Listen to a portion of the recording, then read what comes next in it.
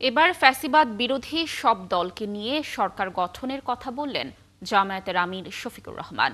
শুক্রবার এক নির্বাচনী সভায় তিনি আরও বলেন, কেউ কেউ জামায়াতকে বাদ দিয়ে সরকার গঠন করতে চাইলেও তারা তেমনটা করবেন না। এদিকে ভোটে না জিতলেও দুর্নীতি ও চাঁদাবাজদের বিরুদ্ধে যুদ্ধ অব্যাহত রাখারও হুঁশিয়ারি দেন জামায়াতের আমির। ফরহাদ ইবনে মালিকের প্রতিবেদন।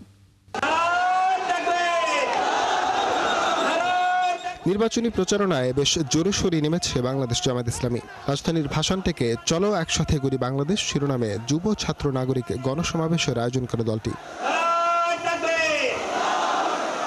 সমাবেশে বক্তব্য দেন ঢাকা ১৭ আসনে দলটির মনোনীত প্রার্থী ডাক্তার এস.এম. খালিদুজ্জামান। বলেন, দেশের মানুষ আর প্রতিহিংসার রাজনীতি চায় না। তারা যে আমাদেরকে এই সুযোগ করে দিয়েছে দেশ গড়ার, এই সুযোগ আপনারা কি হাতছাড়া করবেন নাকি এগিয়ে যাবেন? সমাবেশে জামায়াতের আমির বলেন, দেশ পরিচালনার দায়িত্বে যেতে না পারলেও অন্যায়ের বিরুদ্ধে রাজপথে থাকবেন তারা। বাংলাদেশ পরিচালনার দায়িত্বে যাই অথবা না যায়, দুর্নীতির বিরুদ্ধে আমাদের যুদ্ধ চলবে।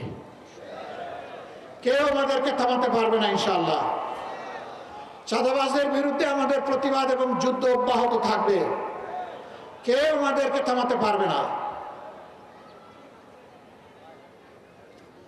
দুঃশাসন, অপশাসন, অবিচার এর বিরুদ্ধে আমাদের লড়াই অব্যাহত থাকবে। এটাও কেউ আমাদেরকে থামাতে পারবে না। তিনি আরও বলেন, কেউ কেউ ক্ষমতায় গেলে জামায়াত ছাড়া সরকার গঠন করতে চায়, তবে নিজেরা জিতলে এর ভিন্ন কিছু করতে চান তারা।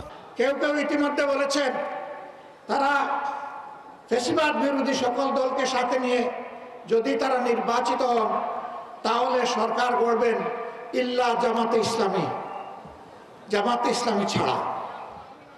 আমরা তাদেরকে বিনয়ের সাথে বলবো, জনগণ যদি মহান আল্লাহর ইচ্ছায় আমাদেরকে নির্বাচিত করে, ইনশাল্লাহ আমরা আপনাদেরকেও বাদ দিব না, সবাইকে সাথে নিয়ে আমরা দেশ গড়ব ইনশাআল্লাহ।